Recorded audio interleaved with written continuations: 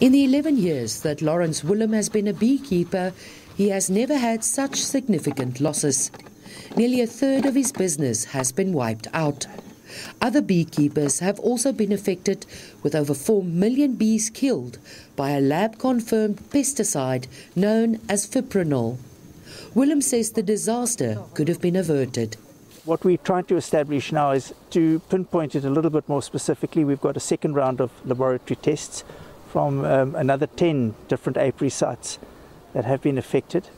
And that way we're hoping to be a little bit more specific. We're hoping to confirm the information that we've already got.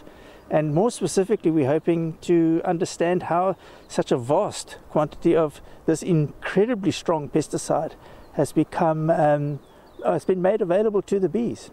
Some error or mistake, or we're certainly not suggesting for a minute that it's malicious. An expert says a major issue is how honeybees are managed. They play a critical role as pollinators, contributing nearly 30 billion rand to agricultural production. In South Africa, honeybees are classed under plant protection management, but elsewhere in the world under animal health. The process to change their classification has been ongoing for decades.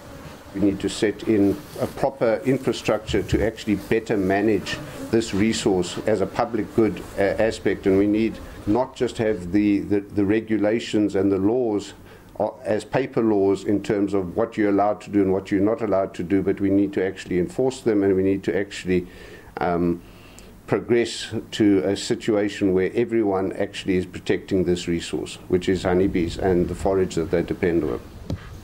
Allsop says bees should essentially be managed as domestic agricultural animals and not just insects.